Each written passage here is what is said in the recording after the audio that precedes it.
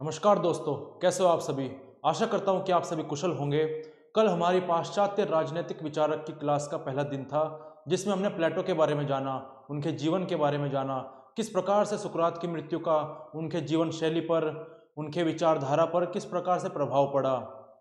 आज हम प्लेटो के ऊपर आज हमारी दूसरी क्लास है और आज हम जानेंगे उनके न्याय संबंधित विचारों को, आदर्श राज्य को, दार्शनिक राजा को और संपत्ति और स्त्री के साम्यवाद के सिद्धांत को। तो चलिए शुरू करते हैं।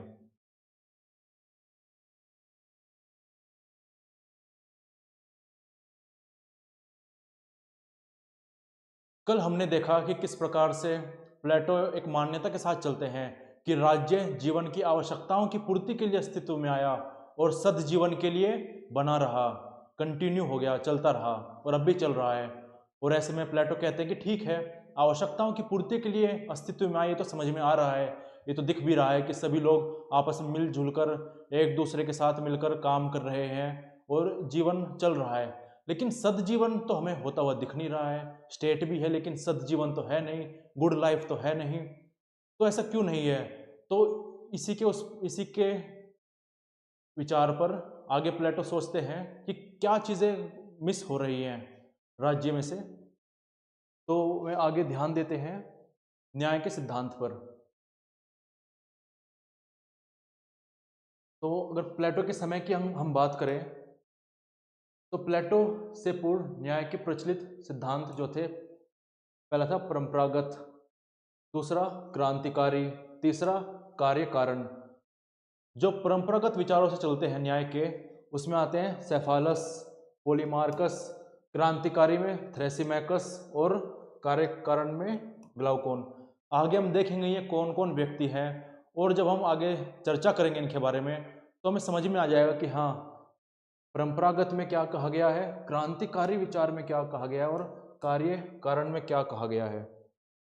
तो हम आगे शुरू करते हैं।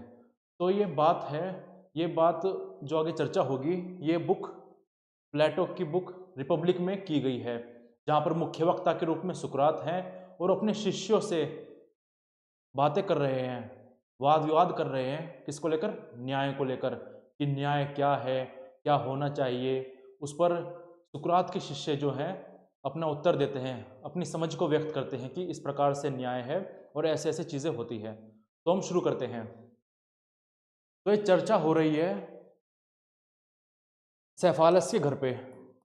ये एक संपन्न कुलीन व्यक्ति है, इसके घर पर चर्चा हो रही है। चर्चा क्या हो रही है? सुकरात पूछते हैं कि बताओ भाई, न्याय क्या है? तो ऐसे में सेफालस बोलते हैं कि सत्य बोलना और दूसरों का ऋण चुकाना ही न्याय है। तो ऐसे में सुकरात बोलते हैं कि अच्छा, सत्य बोलना और ऋण चुकाना। तो ऐसे में सुकरात बोलते कि देखो, हर परिस्थिति में सत्य बोलना उचित नहीं होता और हर परिस्थिति में सत्य बोला भी नहीं जाता। मान लीजिए आप अपने देश के सैनिक हो और आप किसी दुश्मन देश के द्वारा पकड़ लिया जाता है और आपको अपने सैन्य रहस्यों के बारे में पता है कि आपकी सेना के कुछ रहस्य हैं, कैसे स्ट्रेटजीज हैं, इन सब का आपको ज्ञान है।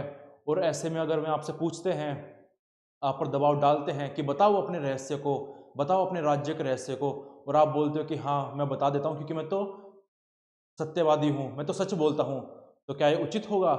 बिल्कुल भी उचित नहीं होगा ये। तो ऐसे में हर परिस्थिति में सच तो नहीं बोला जा सकता। दूसरी बात, ऋण चुकाना न्याय है। तो मान लीजिए आपका एक मित्र है, आपने उसकी सहायता ली, आपने उससे एक कुल्हाड़ी ली, मान लीजिए आपने उससे कुल्हाड़ी ली, और जब आपने उससे कुल्हाड़ी ली तो वो ठीक था, उसका मेंटली स्टेबल था, वो स्वस्थ था। लेकिन शाम के समय जब आप उसकी कुल्हाड़ी वापस करने जाते हो, उस समय मान लीजिए वो नशे में है और होश में भी नहीं है, कि वो उसको अभी फुली मेंटली अवेयरनेस स्टेज में नहीं है वो, और ऐसे में नशे में है। तो क्या ऐसे में उसको वो हथियार देना, वो कुल्हाड़ी देना उचित होगा? क्या पता उससे वो अपने घर में अपने पत्नी के प्रति वॉयलेंस करे, फिर बच्चों के प्रति वॉयलेंस करे, या फिर आप पर ही वो हथियार चला दे, या फिर खुद का नुकसान कर बैठे। तो ऐसे में अगर आपको ये बातें पता है तो क्या क्या ऐसे में वो हथियार उसको देना सही होगा उस समय? तो उस समय वो उसको हथियार देना सही नहीं होगा। उसका जो ऋण है हथियार का वो चुकाना उस समय सही नहीं होगा। तो इस प्रकार से सुकरात बोलते हैं कि देखो, हर परिस्थिति में सत्य नहीं बोला जा सकता और हर परिस्थिति में ऋण नहीं चुकाया जा सकता। तो इस प्रकार से तो ये तो न्याय नहीं ही होगा, और कुछ है तो बताओ। तो ऐसे में सेफालस कुछ नहीं बोल पाते। ऐसे में फिर पोलीमार्कस खड़े होते हैं और पोलीमार्कस कहते हैं, मित्र के प्रति श्रेष्ठ और शत्रु के प्रति घृणित व्यवहार ही न्याय है। कि अगर हम मित्र जो है हमारा, उसके साथ हम अच्छा व्यवहार करें, और जो शत्रु है उसका तो हम घृणित व्यवहार करें, बेकार व्यवहार करें, वही न्याय है। तो ऐसे में सुकरात बोलते हैं, अच्छा आपको पता है आपका मित्र कौन है, आपको पता है आपका शत्रु कौन है। जो कोई भी आपसे अच्छी बातें कर लेता है वो आपका मित्र हो जाता है, और जो लोग आपसे अच्छी तरह से बात नहीं करते वो आपके शत्रु हो जाते हैं। आमतौर पर ऐसे तो देखने को मिलता है। जो हमारे स्वार्थ में हमारी सहायता करते हैं वो हमारे मित्र होते हैं, और जो हमारे स्वार्थ में हमारी सहायता नहीं कर पाते वो हमारे शत्रु हो जाते हैं। आमतौर पर ऐसे तो देखने को मिलता है हमको। तो आपका वास्तविक मित्र कौन है और वास्तविक शत्रु कौन है, आपको इस चीज़ का ज्ञान नहीं है। हम देखते भी हैं आम जीवन में कि जो आपके जो मित्र हैं वही रिस्पॉन्सिबल होते हैं, वही जिम्मेदार होते हैं आपका बेड़ा गर्क करने में, आपको बुरी आदतें लगाने में, आपको बुरी लत लगाने में, और शत्रु तो दूर रहते ही हैं। तो ऐसे में फिर तभी तो कहते हैं कि दुश्मन न करे दोस्त ने जो काम किया है, उम्र भर का गम हमें इनाम दिया है। तो क्यों, अगर वो अच्छा होता, अगर वो आपका भला चाहने वाला होता, तो क्या आपके साथ वो इतना बुरा करता, आपको नशे की लत लगाता? नहीं लगाता ना, और आप उसे दोस्त मान रहे थे। तो ऐसे में सुकरात बोलते कि आपको खुद नहीं पता कि आपका मित्र कौन है और शत्रु कौन है, तो आप कैसे फिर न्याय की बात कर रहे हो इस प्रकार से कि इनके साथ श्रेष्ठ व्यवहार करना, मित्र के साथ और शत्रु के साथ घृणित व्यवहार करना ही न्याय है। आपका मित्र और आपका शत्रु तो आपके स्वार्थ के आधार पर है। अगर आपके स्वार्थ की पूर्ति हो रही है तो आपका मित्र है। तो ऐसे में सुकरात कहते हैं कि कौन शत्रु कौन मित्र कैसे पता, और व्यक्तिगत जो स्वार्थ है आपका, जिसके आधार पर आप मित्र और शत्रु बना रहे हो, उस आधार पर न्याय की अवधारणा नहीं बनाई जा सकती। आपका स्वार्थ और दूसरे का स्वार्थ अलग अलग हो सकता है, तो ऐसे में न्याय तो अलग अलग नहीं हो सकता ना। तो ऐसे में पोलीमार्कस भी चुप हो जाते हैं। अब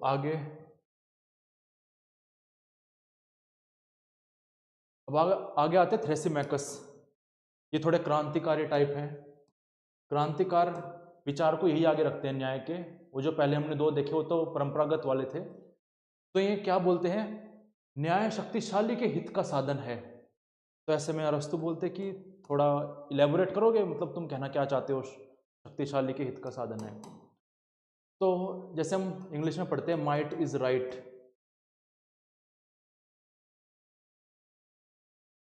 जो शक्तिशाली होगा उसी के पक्ष में न्याय होगा। जो शक्तिशाली होगा वो क्या करेगा, अपने हिसाब से कानून बनाएगा, ऐसे कानून बनाएगा जो उसके हित में होंगे, और जो उसका पालन नहीं करेगा उसको दंड दिया जाएगा।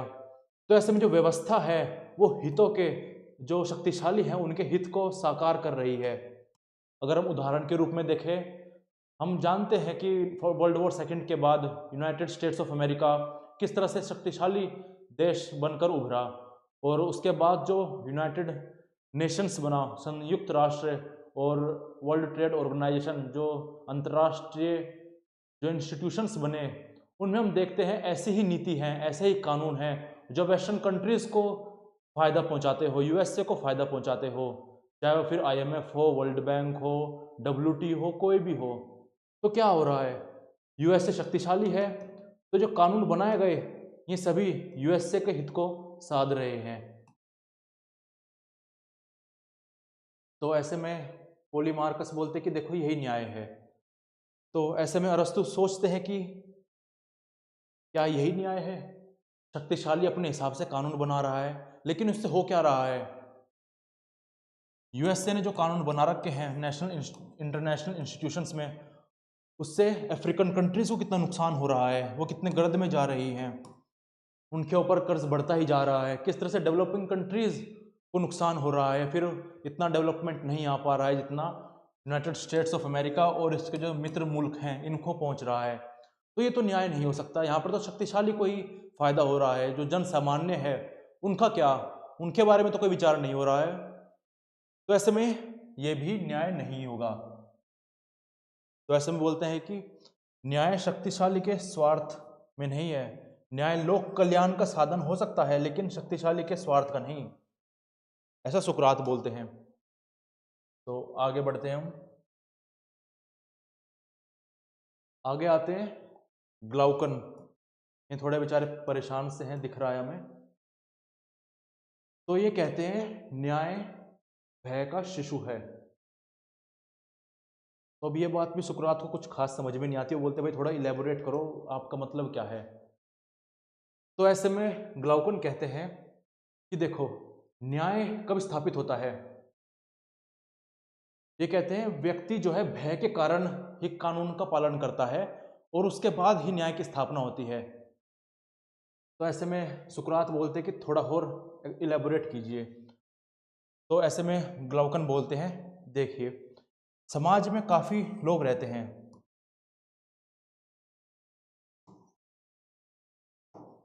ये व्यक्ति ए, ये व्यक्ति बी, ये व्यक्ति सी, इसकी शक्ति कम है, कम शक्तिशाली है, ये थोड़ा ज़्यादा शक्तिशाली है और ये इन दोनों से शक्तिशाली है। ये अपने कमज़ोर वर्ग को परेशान करेगा, उसका उत्पीड़न करेगा, और ये भी किसी से कमज़ोर है तो ये इसका उत्पीड़न करेगा। ऐसे ही सी का भी कोई उत्पीड़न करेगा।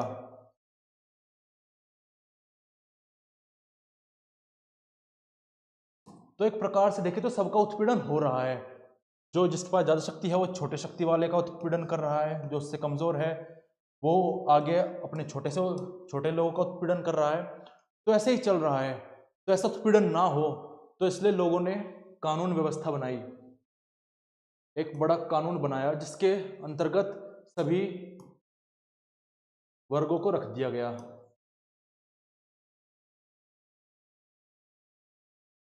अब ऐसे में इन कानूनों का कोई भी उल्लंघन करेगा तो उसको सजा मिलेगी, दंड मिलेगा उसको, और उस दंड के भय से, उस दंड के खौफ से कोई भी उस कानून का उल्लंघन नहीं करेगा।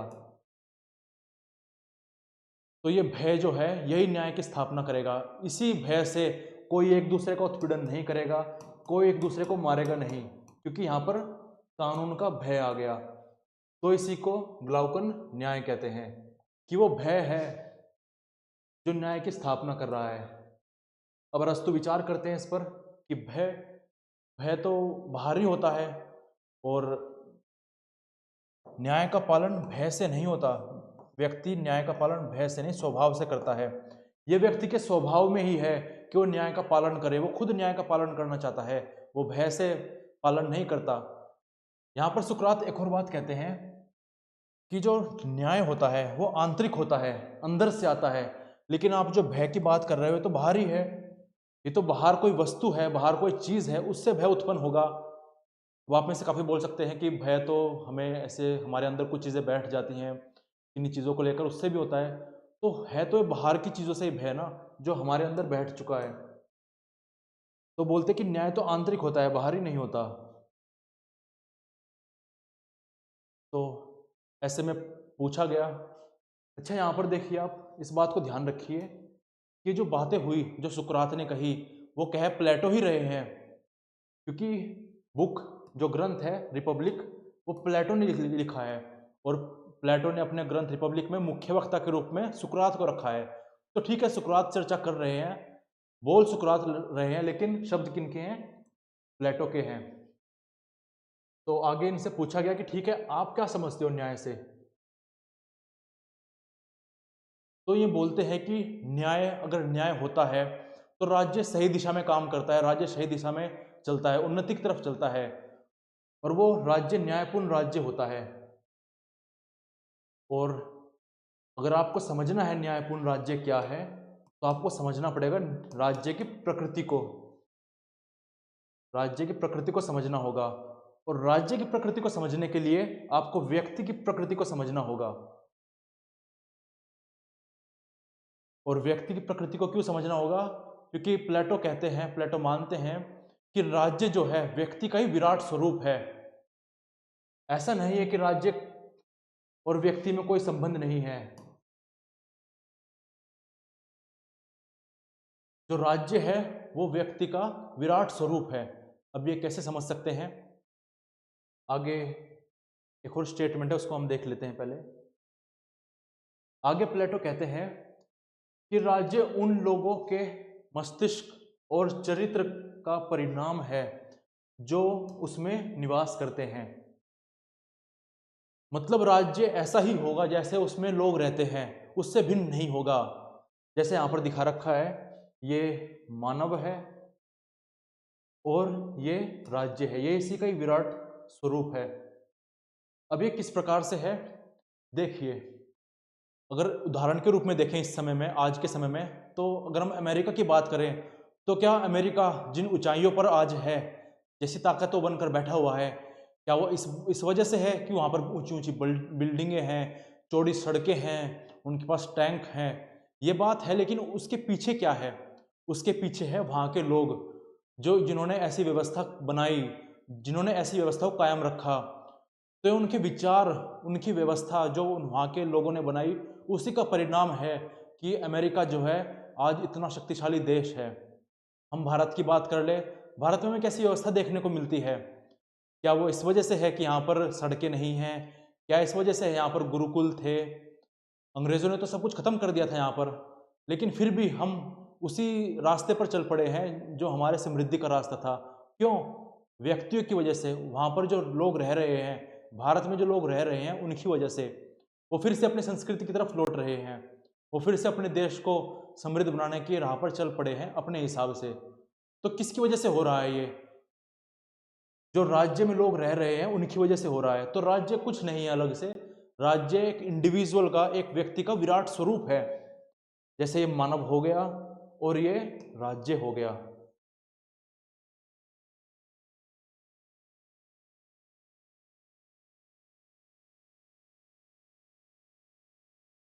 अब आगे जैसे प्लेटो बोलते हैं कि राज्य की प्रकृति को समझने के लिए हमें व्यक्ति की प्रकृति को समझना होगा, व्यक्ति के व्यवहार को समझना होगा। तो ऐसे में जो प्लेटो है वो मानव स्वभाव की बात करते हैं, मानव व्यवहार की बात करते हैं और कहते हैं कि मानव व्यवहार के 3 स्रोत हैं। वो 3 स्रोत क्या हैं? वो है इच्छा, डिजायर या तृष्णा, एपिटाइट, भावना, मनोवेग, इमोशंस, ज्ञान या फिर बुद्धि। प्लेटो कहते हैं कि मानव के स्वभाव में 3 चीजें प्रमुख हैं।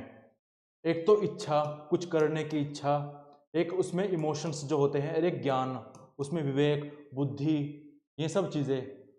और एग्जाम के पॉइंट ऑफ व्यू से देखें तो प्लेटो कहते हैं कि ज्ञान का स्थान मस्तिष्क में है और भावना का स्थान हृदय में है और इच्छा का स्थान कमर में है। तो ये एग्जाम पॉइंट ऑफ व्यू से इंपॉर्टेंट हो जाता है। लेकिन अगर आगे देखें हम तो प्लेटो कहते हैं कि 3 गुण हैं, 3 लक्षण हैं मानव में, ये प्रमुख हैं, जैसे इच्छा, इमोशन और ज्ञान। और वे कहते हैं कि सभी गुण, ऐसा नहीं है कि एक गुण एक ही व्यक्ति में पाया जाता है, नहीं, ये सभी गुण सभी व्यक्तियों में पाए जाते हैं। फर्क इतना है, किसी में ज्यादा पाए जाते हैं, किसी में कम। कोई गुण, कोई लक्षण किसी व्यक्ति में ज्यादा है, किसी में कम है, लेकिन एक ही लक्ष्य की प्रधानता होगी, एक ही लक्षण की प्रधानता होगी, एक ही गुण की उसमें प्रधानता होगी। चाहे वो बुद्धि का गुण हो, बुद्धि का लक्षण हो, चाहे वो इमोशन का, भावना का लक्षण हो, चाहे फिर उसमें इच्छा हो, एपिटाइट हो। तो इस आधार पे प्लेटो समाज को 3 वर्गों में पहचानता है, 3 वर्गों में डिवाइड कर देता है। पहला वर्ग जिसमें ज्ञान की प्रधानता है, ऐसे लोग जो ज्ञान, जिसमें ज्ञान की प्रधानता है, ऐसे लोग। फिर आगे जिनमें इमोशंस हैं, मनोवेग, और तीसरे जिसमें तृष्णा, एपिटाइट। यह है मानव के लक्षण। तो इन आधार पर वो 3 ग्रुपों में डिवाइड कर देता है सभी लोगों को। और फिर आगे कहता है जिसमें ज्ञान है, जिसमें ज्ञान प्रधान है, उसका उपयुक्त सद्गुण क्या होगा? विवेक होगा, विजडम। और जिसमें इमोशंस की प्रधानता है, उसमें साहस, उसका उपयुक्त सद्गुण होगा। और जिसमें एपिटाइट, तृष्णा, इच्छाएं हैं, उसका सद्गुण क्या होगा? संयम, टेम्परेंस। तो ठीक है, इस प्रकार से प्लेटो 3 वर्गों में पूरे समाज के लोगों को डिवाइड कर देते हैं और कहते हैं जिनमें विवेक होगा, जिनका सद्गुण विवेक होगा, वो बनेगा फिलोसफर, वे बनेंगे फिलोसफर। और जिसमें साहस होगा वो बनेंगे सोल्जर्स, और जिनमें संयम टेम्परेंस होगा वो बनेंगे ट्रेडर्स। अब यहाँ पर ट्रेडर्स का मतलब केवल व्यापारी नहीं है, यहाँ पर ट्रेडर्स का मतलब उत्पादक, जो उत्पादन करेंगे, जो प्रोडक्शन करेंगे, जैसे किसान हो गए, ये सब भी ट्रेडर्स में आ जाएंगे। जो दार्शनिक और सोल्जर्स नहीं होंगे उनके अलावा सब ट्रेडर्स में आ जाएंगे, जैसे मिस्त्री हो गया, किसान हो गया, ये सभी ट्रेडर्स की कैटेगरी में रखे जाएंगे। तो इस प्रकार से 3 वर्गों में उनके गुणों के आधार पर प्लेटो सभी को डिवाइड कर देते हैं, विभाजित कर देते हैं।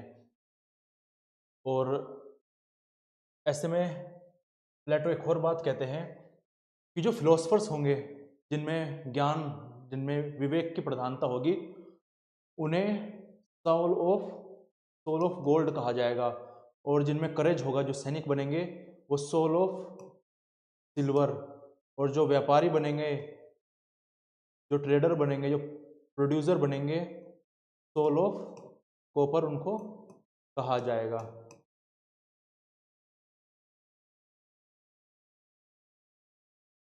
तो ये तो हो गए तीनों वर्गों में विभाजित लोग। अब पूछा गया कि ठीक है, ये तीनों तो आपने विभाजित कर दिए, लेकिन यहाँ पर न्याय कहाँ है? तो ऐसे में प्लेटो बोलते हैं कि ये जो तीनों वर्ग हैं,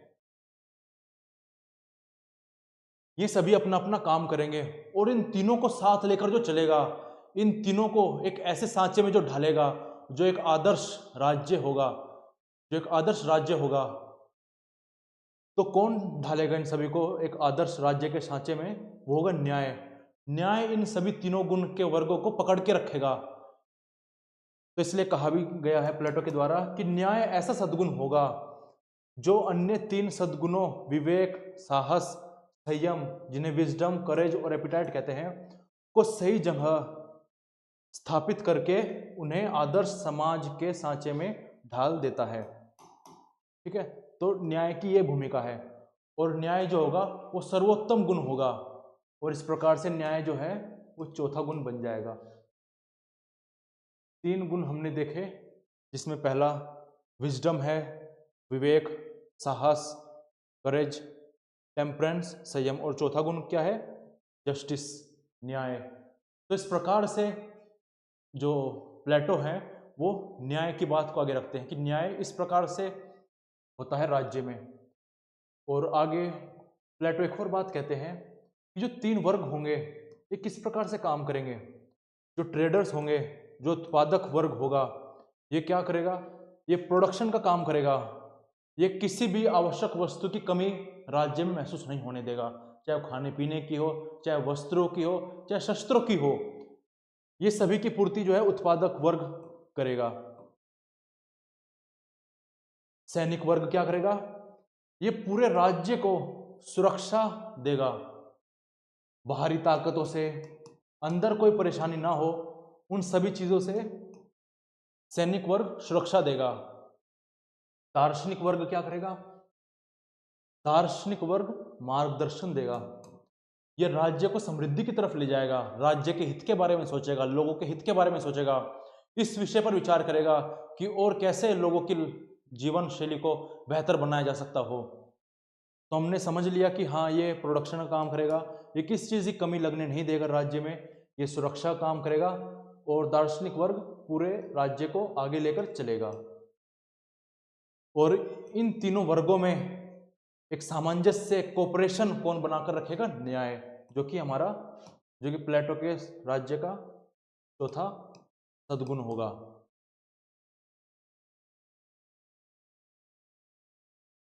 आगे प्लेटो से पूछा गया, ठीक है, तब समझ में आ गया आप आदर्श राज्य की बात कर रहे हो, लेकिन आदर्श राज्य को बनाने के लिए कुछ चीज़ें, कुछ कंपोनेंट्स की भी तो आवश्यकता होगी। ऐसे थोड़ी होगा कि एक दिन हम उठते हैं और सभी वर्गों में विभाजित हो गए और सभी अपना काम अच्छी तरह से करने लगे, सभी अपने सद्गुणों को प्राप्त हो गए। ऐसा तो नहीं होगा। कोई तो प्रणाली होगी, कोई तो तरीका होगा जिससे हम आदर्श राज्य की तरफ बढ़ सके, आदर्श राज्य को प्राप्त कर सके। तो ऐसे में प्लेटो कहते हैं कि हाँ, है ना, तरीका है। तो अपने दार्शनिकों के शासन को व्यवहार में लाने के लिए दो बातों पर विशेष ध्यान रखने की बात प्लेटो करते हैं। पहली बात क्या करते हैं? उपयुक्त शिक्षा प्रणाली की व्यवस्था। ऐसी शिक्षा प्रणाली हो कि व्यक्ति जो है उस शिक्षा प्रणाली की मदद से जो उसमें लक्षण दिखाई दे रहे हैं, जो प्रधान लक्षण दिखाई दे रहे हैं, अगर उसमें ज्ञान का लक्षण दिखाई दे रहा है तो ये शिक्षा प्रणाली, अगर नॉलेज का लक्षण दिखाई दे रहा है, ज्ञान का लक्षण दिखाई दे रहा है, तो शिक्षा प्रणाली की मदद से वो अपने उपयुक्त सद्गुण जो कि विजडम है वहां तक पहुंच जाए। इमोशन जिसमें भावनाएं प्रधान है वो करेज तक पहुंच जाए, और जिसमें तृष्णा है वो टेम्परेंस तक, संयम तक पहुंच जाए, ऐसे सद्गुण तक पहुंच जाए। तो उसके लिए हमें उपयुक्त शिक्षा प्रणाली की आवश्यकता होगी। ठीक है, शिक्षा प्रणाली की आवश्यकता होगी। और आगे बात करते हैं कि हमें एक और पद्धति की आवश्यकता होगी जिसमें संरक्षक वर्ग जो होगा उसके लिए साम्यवाद होगा स्त्री और संपत्ति के परिप्रेक्ष्य में, communism of wives and property, जिसको हम आगे देखेंगे, जिसको सुनकर, जिसको समझकर आपको थोड़ा दिमाग भी खराब होगा। तो दो चीजें देते हैं कि भाई एक तो उपयुक्त शिक्षा प्रणाली आएगी और दूसरा एक ऐसी पद्धति, हमें एक ऐसी जीवन शैली शासक वर्ग के लिए हमें अडॉप्ट करनी होगी, और वो कैसी होगी वो आगे देखेंगे। पहले हम शिक्षा पद्धति को देखते हैं। शिक्षा प्रणाली। अब प्लेटो यहां पर कहते हैं कि शिक्षा प्रणाली कुछ इस प्रकार से होगी कि सारी प्रकार की शिक्षा, सभी प्रकार की शिक्षाएं, जो शिक्षा एजुकेशन सिस्टम होगा वो राज्य के अधीन होगा। गवर्नमेंट एजुकेशन जिसे हम कहते हैं, इस प्रकार से होगी। ऐसा नहीं होगी प्राइवेट एजुकेशन होगी। प्राइवेट एजुकेशन जैसा कुछ नहीं होगा। जैसे आज के समय में हम देखते हैं प्राइवेट एजुकेशन में कितनी खामियां हैं। क्या खामियां हैं? काफ़ी महंगी है, कुछ भी अपने हिसाब से पढ़ाते हैं, और पता नहीं किस प्रकार से विचारधारा डेवलप कर सकते हैं। ऐसा ही पहले भी था जब प्लेटो के समय में। तो ये देखते हैं कि प्राइवेट एजुकेशन है, ठीक है प्राइवेट एजुकेशन, लेकिन वो काफ़ी महंगी है। राज्य कुछ एजुकेशन पर, शिक्षा पर कुछ खास ध्यान दे नहीं रहा है, कोई कोहेरेंसी नहीं आ रही है चीज़ों में। तो ऐसे में प्लेटो कहते हैं कि शिक्षा जो है राज्य के संरक्षण में होनी चाहिए, एजुकेशन अंडर स्टेट। विशेष तौर पर राज्य शिक्षा पर ध्यान दे। ऐसा नहीं है कि ठीक है बनाकर रख दिया, फॉलो कीजिए, नहीं, विशेष तौर पर ध्यान दें इन बातों पर, शिक्षा पर। दूसरा, सभी को समान अवसर, सभी को इक्वल अपॉर्चुनिटी दी जाएगी, चाहे वो लड़का हो चाहे वो लड़की हो, बॉय हो या गर्ल हो, सभी को शिक्षा का अधिकार दिया गया है और सभी शिक्षा ग्रहण करेंगे। अब आप यहाँ पर समझ पा रहे होंगे कि प्लेटो जो है इक्वलिटी की बात कर रहा है, मैन वुमेन में इक्वलिटी की बात कर रहा है, और आगे भी देखें किस किस प्रकार की इक्वलिटी के बारे में आगे बोलते हैं वो।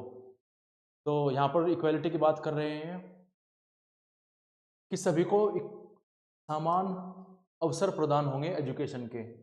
और तीसरा, जितने भी शिशु पैदा होंगे, जितने भी संतानें पैदा होंगी, वो सभी राज्य की रेख देख में होंगी। राज्य उनका पालन पोषण करेगा। किस प्रकार से? जब बच्चे का जन्म होगा तो उसी वक्त से राज्य उसको अपने अंडर में ले लेगा, राज्य उसकी खुद देखभाल करेगा। ऐसा नहीं होगा कि 6 महीने तक, कि फिर 2 साल तक वो माँ के पास रहेगा, या फिर 6 साल तक, नहीं। पैदा होने के साथ ही सभी बच्चों को राज्य के अंडर ले लिया जाएगा। उनको रखने का एक अलग जगह होगी जहाँ पर उनका पालन पोषण होगा, उनका ध्यान रखा जाएगा। और ऐसा क्यों कहते हैं प्लेटो? ऐसा इसलिए कहते हैं कि जैसे अगर कोई बच्चा जब पैदा होता है तो उसके माता पिता उसकी काफ़ी देखभाल करते हैं, अपने बच्चे को दूसरों के बच्चे से अलग समझते हैं, अपने बच्चों के प्रति ज़्यादा ममता को दिखाते हैं। तो प्लेटो ऐसा मानते हैं अगर किसी को पता ही नहीं होगा कि ये हमारा बच्चा है और ये दूसरे का बच्चा है, तो ऐसे में वो सभी संतानों को, सभी बच्चों को अपना ही मानेंगे, क्योंकि उनको पता ही नहीं है कि ये मेरा बच्चा है, फिर ये किसी और का बच्चा है। तो सभी संतानों को राज्य अपने अधीन कर लेगा, अपने संरक्षण में रख लेगा, अपने खुद देखभाल करेगा, और यहीं से उसकी शिक्षा प्रणाली शुरू हो जाएगी। शुरुआत के 10 सालों तक, 10 वर्ष की आयु तक उसको फिजिकल एजुकेशन दी जाएगी। उसका खेल कूद पर ज़्यादा ध्यान दिया जाएगा, व्यायाम करवाया जाएगा। 10 साल तक केवल यही चलेगा। क्यों चलेगा?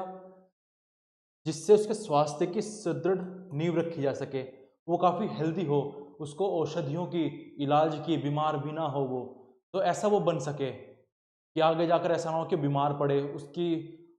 उसका शरीर काफ़ी मजबूत होना चाहिए। तो 10 साल तक केवल यही होगा। मतलब 10 साल तक उनके पास केवल गेम्स का पीरियड ही रहेगा। जैसे स्कूल में एक पीरियड मिलता है एक हफ्ते में, तो यहाँ पर 10 साल तक वो खेलेगा ही और कुछ नहीं करेगा। ऐसे में वो स्वस्थ उसकी नींव रखी जाएगी। उसके बाद क्या होगा? 10 से 15 वर्ष की आयु तक उसको पहले संगीत की शिक्षा दी जाएगी और फिर संगीत की शिक्षा देकर उसको गीतों के माध्यम से गणित, इतिहास, विज्ञान को पढ़ाया जाएगा, याद करवाया जाएगा, सिखाया जाएगा। तो आप पूछोगे संगीत के माध्यम से, गीतों के माध्यम से, और संगीत की शिक्षा क्यों? तो संगीत की शिक्षा इसलिए, हम जानते हैं संगीत, जैसे आप भी कोई गाना सुनते होंगे, आपको प्लेटो की 10 बुक चाहे याद हो ना हो, लेकिन आपको अगर एक भी बार या 2 बार कोई भी गाना हम सुना दें आपकी भाषा में, तो आपको वो गाना याद हो जाएगा। क्यों? क्योंकि उसमें रिदम होता है, एक लय होती है। लय तो चीज़ों को याद करने में भी होती है, लेकिन काफ़ी आसान होता है चीज़ों को लय में याद करना, एक रिदम में याद करना, एक संगीत के रूप में याद करना। जैसे हम अगर प्राचीन भारत की बात करें, प्राचीन भारत में जो ज्ञान परंपरा थी, उस समय क्या था? उस समय श्लोक के रूप में सारा ज्ञान था। श्लोक के रूप में सारे ज्ञान को कोडिफाई किया गया था, और श्लोक एक रिदम में होते थे, और श्लोक को याद करना आसान होता था, तो श्लोक को याद करवाया जाता था। इस प्रकार से सारा ज्ञान, सारे वेद, सारे उपनिषद जो विद्वान लोग होते थे उनको याद कर लेते थे। तो इसलिए प्लेटो भी कहते हैं कि संगीत के रूप में संगीत की शिक्षा दी जाएगी, और संगीत, गीतों के माध्यम से ही गणित, इतिहास, विज्ञान को परिचित कराया जाएगा और आपको सिखाया जाएगा। तो ये होगा 10 से 15 साल की आयु तक। उसके बाद क्या होगा? 20 साल की आयु तक, 16 से 20 साल की आयु तक नैतिक शिक्षा दी जाएगी, मोरल एजुकेशन दी जाएगी। और अब तक कोई भी परीक्षा नहीं होगी। जैसे हर महीने हम देखते हैं, आज के समय हर महीने, हर 2 महीने परीक्षा होती रहती है, लेकिन प्लेटो कहते हैं कि नहीं, 20 साल की आयु में पहली परीक्षा होगी, पहली बड़ी परीक्षा होगी, जिसमें जो फेल हो जाएंगे उनको व्यापारी, मिस्त्री, किसान बनने के लिए भेज दिया जाएगा कि भैया आप लोगों के बस का नहीं है पढ़ना, आप व्यापारी बनिए, मिस्त्री बनिए, किसान बनिए। खैर तो मजाक था। इनको ट्रेडर्स बनने के लिए भेज दिया जाएगा। ये समझ लिया जाएगा कि इनमें जो गुण है, इनमें जो उपयुक्त सद्गुण है, वो टेम्परेंस है, वो संयम है, तो इसलिए ये उपयुक्त, ये सही होंगे व्यापार करने के लिए, मिस्त्री बनने के लिए, किसान बनने के लिए। और इनकी जो सोल है वो कॉपर की है, ये मान लिया जाएगा। आगे कोई मौका नहीं दिया जाएगा इनको कि ऐसे री एग्जाम में बैठ जाए, नहीं, एक बार डिसाइड हो गया तो डिसाइड हो गया, और जो पास हो जाएंगे उनकी एजुकेशन आगे बढ़ा दी जाएगी। इस बात को आप ध्यान रखिए कि यहाँ पर मेल फीमेल दोनों ही हैं। ऐसा नहीं है कि केवल मेल आगे बढ़ते रहेंगे, पुरुष आगे बढ़ते रहेंगे, नहीं, स्त्रियां, लड़कियां, उन सब की शिक्षा भी चलती रहेगी। तो इसमें दोनों आते हैं जिनकी एजुकेशन कंटिन्यू हुई है, मेल और फीमेल। बस आप एग्जाम को क्वालिफाई करना पड़ेगा। आगे 21 वर्ष से लेकर 30 वर्ष की आयु तक उन्हें उच्च कोटि का शारीरिक, मानसिक और चारित्रिक परीक्षण होगा। उनका परीक्षण, फिजिकल, मेंटल और मोरल ट्रेनिंग होगी उनकी। और फिर 30 वर्ष की आयु में उनका दूसरा एग्जाम होगा, जिसमें अगर जो फेल हो गया उसको सैनिक बनने के लिए भेज दिया जाएगा, सोल्जर बनने के लिए उसको भेज दिया जाएगा। ये समझ लिया जाएगा कि वो मैन ऑफ सिल्वर है। और जो बच्चे लोग होंगे वो उनकी एजुकेशन को कंटिन्यू कर दिया जाएगा। और फिर से आप इसी बात को वापस से ध्यान रखिए कि ये जो सैनिक में जाएंगे ये मेल भी होंगे फीमेल भी होंगे। ऐसा नहीं होगा कि मेल ही जाएंगे और लड़कियां जाकर घर पर बैठ जाएगी, ये भी ऑप्शन प्लेटो नहीं देते हैं। जो इसमें पास होगा वो, जो इसमें फेल होगा दूसरे एग्जाम में, वो सैनिक ही बनेगा, और जो पहले एग्जाम में फेल होगा वो ट्रेडर बनेगा, प्रोड्यूसर बनेगा। तो अब जो इसमें पास होते हैं उनकी एजुकेशन कंटिन्यू कर दी जाती है, और जो इसमें फेल होते हैं वो सैनिक बनकर रह जाते हैं। अब आगे 30 से 35 वर्ष की आयु तक दार्शनिक शिक्षा दी जाएगी उनको, और आगे 36 से 50 वर्ष की आयु तक उनको संसार में छोड़ दिया जाएगा कि जाइए आप अब संसारिक जीवन को देखिए, संसारिक जीवन में वास्तविक यथार्थवाद में कैसी कैसी समस्याएं हैं उनको आप देखिए। तो ये उनको वापस संसार में भेज दिया जाएगा, सांसारिक जीवन में, और वहाँ की समस्याओं को देखने के लिए, महसूस करने के लिए उनको वहाँ पर रख दिया जाएगा। फिर अगला एग्जाम होगा 50 वर्ष की आयु में। जो यहाँ पर फेल होगा वो फिर से सैनिक वर्ग में चला जाएगा। सैनिक वर्ग मतलब जो सैनिक वर्ग में ऊंचे पद होंगे उन पर उनको बैठा दिया जाएगा, और जो पास होगा उसको दार्शनिक बना दिया जाएगा। वो दार्शनिक घोषित कर जाएगा कि हाँ ये दार्शनिक है, वो दार्शनिक बन जाएगा। वापस सोच रहे हो कि दार्शनिक बन गया लेकिन राजा तो अब भी नहीं बनाइए। तो यहाँ पर प्लेटो कहते हैं कि जो दार्शनिक होगा अब उसमें किसी भी प्रकार की कोई इच्छा नहीं बची है, कोई भी स्वार्थ नहीं बचा है। अब उसमें कोई स्वार्थ नहीं बचा है, कोई लालच नहीं बचा है। तो उसमें अब शक्ति के प्रति, सत्ता के प्रति भी कोई लालच नहीं बचा है। उसके मन में कोई भी मोह नहीं बचा है शक्ति के प्रति कि अब मुझे सत्ता पर बैठना है, राजा बनना है मुझे, अब मैं ही राजा बनूंगा। नहीं, दार्शनिक जब वो बन जाएगा तो उसमें ऐसा कोई भी मोह नहीं बचेगा। और फिर राजा कहाँ गया? तो आगे प्लेटो कहते हैं कि उसमें सत्ता के प्रति कोई मोह नहीं रहेगा। और राजा कब बनेगा? जब जनता उसके सामने आके, जन सामान्य उसके सामने आके अनुनय विनय करेगा कि महाराज, दार्शनिक बाबा, आप राजा बन जाइए, आप सद्मार्ग दीजिए हमारे राज्य को। तो ऐसे में वो फिर वो राजा बनेगा जन सामान्य के अनुनय विनय करने से। और ऐसे दार्शनिक राजा को प्लेटो एक और संज्ञा भी देते हैं, रिलक्टेंट किंग की। एक ऐसा राजा जो राजा ही नहीं बनना चाहता, सत्ता में ही नहीं आना चाहता, क्योंकि उसके अंदर कोई मोह रहा ही नहीं है, वो सत्ता का लोलुप रहा ही नहीं है। तो शासक में तनिक भी सत्ता लोलुपता नहीं होगी, शासक तनिक भी सत्ता लोलुप नहीं होगा। तो अगर भारतीय कंटेक्स्ट में बात करें तो काफी बार वर्णन मिलता है इस बात का कि जो जनक थे, सीता के पिता, उनको, वे इस ऐसे स्वभाव के व्यक्ति थे, वो राजा ही इसलिए बने हुए थे जन कल्याण के लिए, उन्हें कोई मोह नहीं था। आप अगर रामायण देखोगे, जो पुराने समय की रामायण आई थी, या फिर रामायण के बारे में पढ़ोगे, तो आपको जानने को मिलेगा कि जो जनक थे ये काफ़ी संत प्रकार के इंसान थे, संत प्रकार के राजा थे। इनको राजगद्दी से कोई मोह नहीं था, शासन बस केवल इसलिए कर रहे थे क्योंकि जनता चाहती थी। तो हम आगे बढ़ते हैं।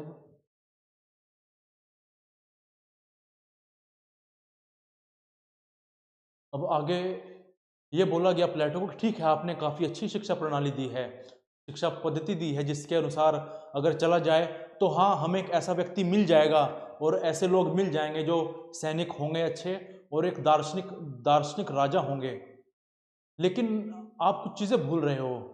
जब लोग सत्ता पर विराजमान होते हैं तो ये भ्रष्टाचार करते हैं, और भ्रष्टाचार को रोका नहीं जा सकता। तो ऐसे में प्लेटो बोलते हैं कि नहीं, रोका जा सकता है। तो पूछा गया कैसे? तो ऐसे में प्लेटो बोलते हैं कि कोई भी व्यक्ति भ्रष्ट कब होता है, भ्रष्टाचार कब करता है? जब उसकी ज़रूरतें पूरी ना हो रही हो, जब उसको चीज़ों से लगाव ज़्यादा हो। जैसे अगर संपत्ति है, जैसे अगर धन है, तो अगर वो धन लोलुप होगा, उसको धन का लालच होगा, तो वो धन के पीछे भागेगा, संपत्ति के पीछे भागेगा। और अगर उसके पास परिवार होगा, व्यक्ति को अगर हम देखें तो बुरे काम कई बार क्यों करता है? अपने परिवार की जरूरतों को पूरा करने के लिए। तो अगर उस पर परिवार भी नहीं होगा तो तब वो बुरे काम भी नहीं करेगा, भ्रष्टाचार में लिप्त भी नहीं होगा। तो ऐसे में प्लेटो आगे आते हैं एक पद्धति के साथ जिसको कहते हैं communism of wives and property. कहते हैं संरक्षक गार्जियन क्लास को भ्रष्टमुक्त बनाने के लिए एक विशेष पद्धति है जो कि है संपत्ति और स्त्रियों का साम्यवाद। अब ये गार्जियन क्लास में कौन कौन आएगा? गार्जियन क्लास में एक तो रूलिंग क्लास आ जाएगी और सोल्जर क्लास आ जाएगी। इन दोनों को प्लेटो गार्जियन क्लास कहते हैं और कहते हैं इन दोनों ही वर्गों को ना ही संपत्ति रखने का अधिकार होगा और ना ही स्त्री से यहाँ पर इनका मतलब परिवार, क्योंकि स्त्री से ही तो फिर परिवार आगे बढ़ेगा। तो बोलते हैं कि आपको परिवार, आपको पर्सनल वाइफ, पर्सनल स्त्री रखने का भी अधिकार आपके पास नहीं होगा। और ऐसे में क्या होगा? आप कोई भी भ्रष्टाचार नहीं करोगे। आपको केवल दैनिक जीवन की जो न्यूनतम आवश्यकताएं हैं जैसे खाना पीना, ओढ़ना, अस्त्र शस्त्र और अन्य जो चीज़ें हैं जो आवश्यक हैं दिनचर्या के लिए, वही आपको दी जाएगी। उसके अलावा आपको कुछ नहीं दिया जाएगा शासक वर्ग को। ना फैमिली होगी आपके पास अपनी, ना आपके पास अपनी पर्सनल वाइफ होगी, ना ही आपके पास पर्सनल संपत्ति होगी, प्राइवेट प्रॉपर्टी भी नहीं होगी, निजी संपत्ति भी नहीं होगी। क्योंकि यही दो कारण होते हैं जिसकी वजह से कोई भी मानव किसी भी अपराध को करता है। परिवार नहीं होगा तो कोई लगाव नहीं होगा, निजी संपत्ति नहीं होगी तो कोई लालच नहीं होगा, और ऐसे में वो सेल्फलेस जीवन को व्यतीत करेगा। तब जाकर वो भ्रष्टाचार मुक्त हो पाएगा, तब जाकर उसको हम भ्रष्टाचार से मुक्त कर पाएंगे। तो ऐसा प्लेटो कहते हैं अपने संपत्ति और स्त्री के साम्यवाद में।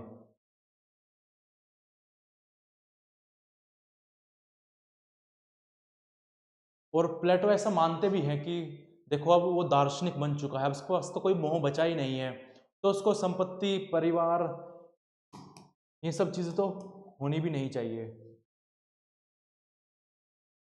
अब हम जानते हैं, हमने प्लेटो का कम्युनिज्म तो पढ़ लिया, लेकिन एक कम्युनिज्म, एक साम्यवाद आधुनिक युग में भी है। वो किसका है? कार्ल मार्क्स का आधुनिक साम्यवाद, और यह है प्लेटो का साम्यवाद। अब साम्यवाद शब्द है, इससे हम इसको समझ सकते हैं कि हाँ दोनों चीजें शायद एक ही हो, लेकिन काफी अंतर है। तो उसी अंतर को हम जानेंगे। तो अगर पहले देखें कि इनका प्रयोग क्षेत्र क्या है, तो प्लेटो केवल संरक्षक वर्ग के लिए, रूलिंग क्लास के लिए और सोल्जर्स के लिए ही कम्युनिज्म की बात करते हैं। लेकिन कार्ल मार्क्स क्या कहते हैं, मार्क्सवादी क्या कहते हैं? ये सारी सोसाइटी के लिए होगा, सारी सोसाइटी, समाज में जितने भी लोग आते हैं सब पर कम्युनिज्म लागू होगा। कौन सा कम्युनिज्म? वो आगे देखते हैं हम। साम्यवाद की प्रकृति क्या होगी? तो साम्यवाद की प्रकृति प्लेटो के अनुसार क्या होगी? संपत्ति और स्त्री की साझेदारी, मतलब कॉमन स्त्री कॉमन संपत्ति। मैं आपको बताऊंगा कॉमन स्त्री कॉमन संपत्ति क्या है। ये कॉमन संपत्ति एक साझेदारी की संपत्ति तो आपको समझ में आती है कि हाँ किसी की पर्सनल प्रॉपर्टी नहीं होगी, वो राज्य की प्रॉपर्टी होगी कुछ इस प्रकार से। लेकिन अगर हम बात करें स्त्री के साझेदारी की, तो यहाँ पर प्लेटो कहते हैं कि ये संरक्षक वर्ग है, इस तरफ स्त्रियां हैं और इस तरफ पुरुष हैं। वो कहते हैं कि ऐसे आपका परिवार तो नहीं होगा, लेकिन संतान की उत्पत्ति की जाएगी। वो किस प्रकार से की जाएगी? जो पुरुषों में श्रेष्ठ होगा और जो महिलाओं में श्रेष्ठ होगी, उन दोनों की मिलन से जो संतान पैदा होगी वो सर्वश्रेष्ठ होगी, क्योंकि उसमें महिला के भी गुण होंगे, उसमें पुरुष के भी गुण होंगे। तो ऐसी संतान की आवश्यकता है राज्य को चलाने के लिए। ऐसी संतान उत्पन्न होनी चाहिए, ऐसी लचर पचर वगैरह नहीं, सर्वश्रेष्ठ संतान बननी चाहिए। और इन दोनों का मिलन जब होगा तो ये संतान उत्पन्न हो गई, ये संतान को फिर राज्य अपने पास रख लेगा। और अब इन दोनों को भी पता नहीं होगा कि यही हमारी संतान थी। इसको अब जब इन दोनों को पता नहीं होगा कि ये हमारी संतान थी, तो ये भेदभाव भी नहीं करेंगे। इनफैक्ट प्लेटो ये भी कहते हैं कि पुरुष को ये भी नहीं पता होना चाहिए कि कौन सी महिला थी। तो इस प्रकार की अटपटी बातें करते हैं वो। खैर, तो यहाँ पर कॉमन प्रॉपर्टी, कॉमन वाइफ की बात करते हैं। यहाँ पर केवल कॉमन ओनरशिप ऑफ प्रॉपर्टी की बात करते हैं कि प्रॉपर्टी किसी की निजी नहीं होगी आधुनिक साम्यवाद में। लक्ष्य की बात करें तो इस कम्युनिज्म का जो लक्ष्य है वो ये है कि जो गार्जियन क्लास है, जो संरक्षक वर्ग है, उसकी कम न्यूनतम आवश्यकताओं की पूर्ति हो जाए, खाने पीने की, ओढ़ने पहनने की, पढ़ने लिखने की, उसके अलावा कुछ नहीं। उनको कोई भी ऐशोआराम नहीं दिया जाएगा, 56 भोग नहीं दिए जाएंगे। उनको जो उनके शरीर के लिए उपयुक्त होगा वो खाना दिया जाएगा। लेकिन अगर आधुनिक साम्यवाद की बात करें तो यहाँ पर बात होती है सेटिस्फेक्शन ऑफ ऑल नीड्स, आपकी सभी जरूरतों को पूरा किया जाएगा, संतुष्ट किया जाएगा।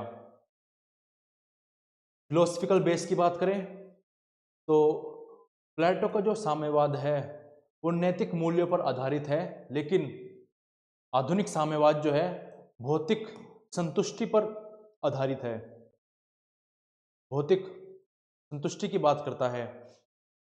यहाँ पर अथॉरिटी किसके पास होगी उसके आधार पर देखें तो प्लेटो के कम्युनिज्म में फिलोसफर क्लास जो होगी उसके पास अथॉरिटी होगी, और आधुनिक साम्यवाद की बात करें तो उसमें प्रोलेटेरिएट, सर्वहारा वर्ग के पास शक्ति होगी।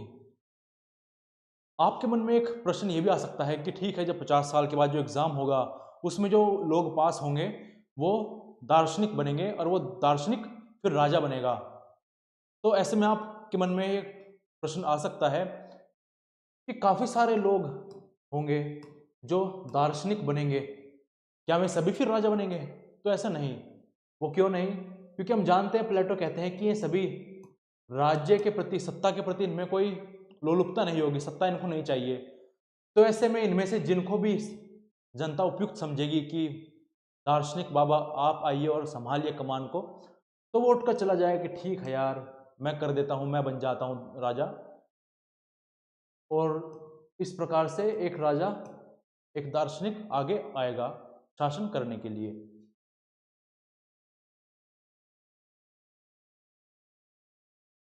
अब ये तो होगी दार्शनिक शासक की बात, आदर्श राज्य की बात, और इस बारे में प्लेटो अपनी बुक रिपब्लिक में बात करते हैं आइडियल स्टेट की।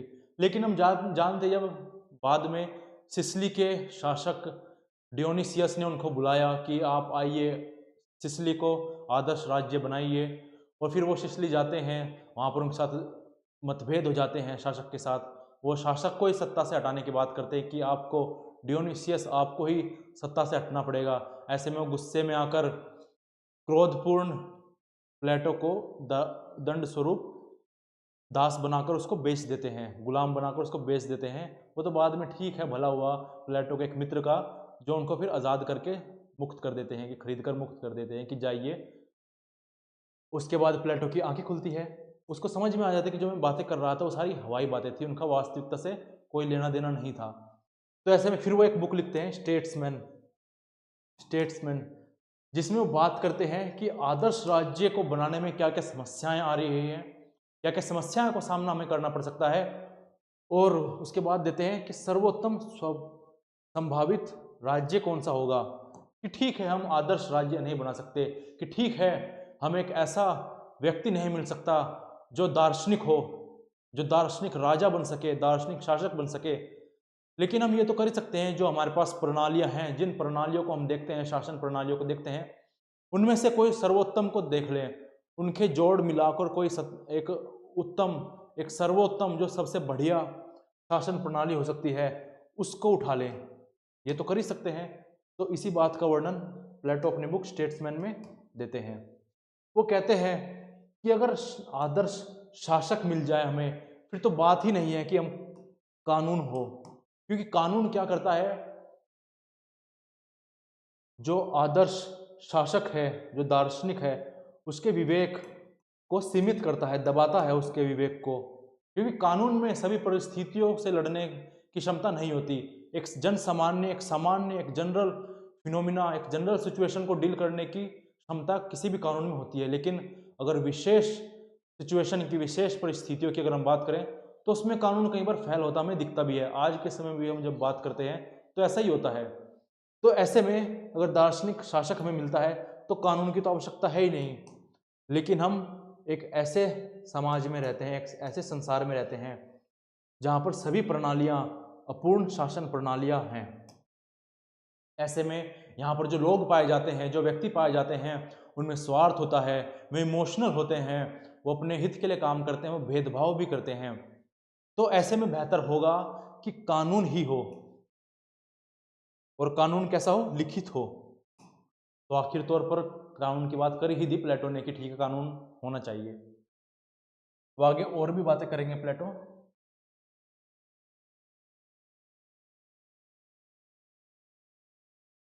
अब आगे प्लेटो कहते हैं कि ऐसी कानून प्रणाली होनी चाहिए जिससे जो वर्तमान परिस्थितियां हैं, जो वर्तमान की शासन प्रणालियां हैं, जो वर्तमान की फॉर्म्स ऑफ गवर्नमेंट हैं, उनमें से किसी हम सर्वोत्तम प्रणाली को चुन ले और सर्वोत्तम परिणाम लें। ऐसी प्रणाली जिससे सर्वोत्तम परिणाम निकल सके। तो आगे फिर प्लेटो अपने विचारों में संशोधन भी करते हैं। वो कहते हैं कि ठीक है, अब तक तो वे कह रहे थे कि जो शासक वर्ग होगा उसके पास संपत्ति का अधिकार नहीं होगा, परिवार का अधिकार नहीं होगा, लेकिन अब यहाँ पर बोलते हैं कि ठीक है, आप परिवार भी रख सकते हैं, आप संपत्ति भी रख सकते हैं, परिवार और संपत्ति दोनों चीजें रख सकते हैं।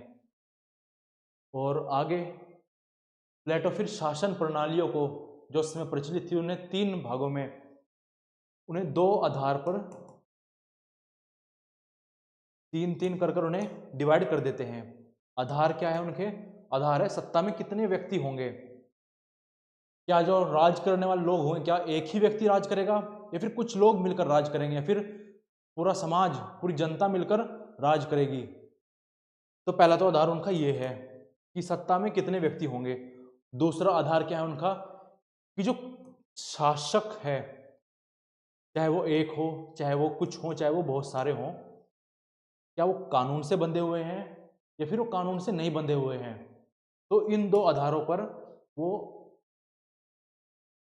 वर्गीकरण करते हैं शासन प्रणाली की। कौन कौन से? कि कितने व्यक्ति शासन में हैं और क्या कानून से बंधे हुए हैं या फिर कानून से नहीं बंधे हुए हैं। तो अगर हम बात करें ऐसे शासन की जो कानून से बंधे हुए हैं, तो उसमें 3 की बात करते हैं, राजतंत्र, अभिजात तंत्र और लोकतंत्र। इसमें कहते हैं अगर कानून है तो राजतंत्र, मोनार्की, एक ही व्यक्ति का राज बेहतर है, उपयुक्त है। लेकिन अगर कानून नहीं है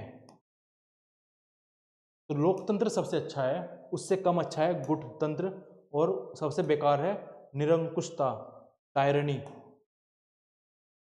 अगर हम उसमें देखें अलग रूप में तो ये एक दूसरे की विकृत परिस्थितियां भी हैं, विकृत प्रणाली भी हैं। प्लेटो कहते हैं अगर नियम कानून है और जन सामान्य शासन कर रहे हैं तो सबसे बेकार होगा। बेकार क्यों होगा? क्योंकि कानून जिन लोगों ने बनाया उन्होंने तो अच्छा सोचकर बनाया, कुछ बेहतर सोचकर बनाया, लेकिन जो जन सामान्य होंगे ये ऐसे लोग हैं जिनकी बुद्धि भी इतनी विकसित नहीं है, जिनमें क्षमताएं भी इतनी नहीं है, जिनमें तर्क विद्या भी इतनी नहीं है। तो ऐसे में जब ये इंटरप्रिटेशन करेंगे, व्याख्या देंगे ऐसे कानूनों की, तो वो उलट पुलट व्याख्या देंगे और उससे उल्टे निर्णय निकल कर आएंगे, जैसा कि हमने एथेंस में देखा सुकरात के साथ।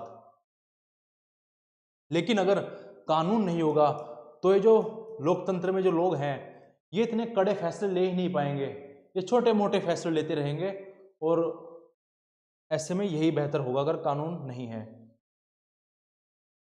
तो इस प्रकार से हमने प्लेटो के सभी मुख्य सिद्धांतों को देखा, किस प्रकार से वो आदर्श शासक की बात करते हैं, आदर्श राज्य की बात करते हैं, दार्शनिक राजा की बात करते हैं, साम्यवाद की बातें किस प्रकार से करते हैं वो, और कौन कौन सी घटनाएं थी जिनका उनके जीवन, उनके विचारों पर गहरा प्रभाव पड़ा।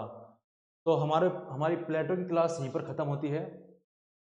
बाकी इसके बाद एक और छोटी क्लास आएगी जिसमें यूपीटीजीटी से रिगार्डिंग जितनी भी स्टेटमेंट पूछी जाती है प्लेटो के टॉपिक में, जितने फैक्ट्स होने चाहिए, उन सभी पर हम छोटी वीडियो में चर्चा करेंगे।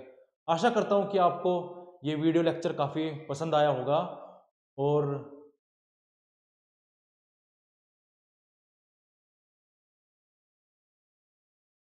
हमने यूपी टीजीटी के लिए पॉलिटिकल साइंस का कोर्स लॉन्च किया है, जिससे हम पॉलिटिकल साइंस के कोर्स को 2 महीने में फटाक से कंप्लीट करवा देंगे और उसके बाद हम क्वेश्चंस को भी डिस्कस करेंगे, जिससे आपकी परीक्षा में काफ़ी सहायता होगी। तो आशा करता हूँ आपको क्लास काफ़ी बेहतर लगी होगी। धन्यवाद।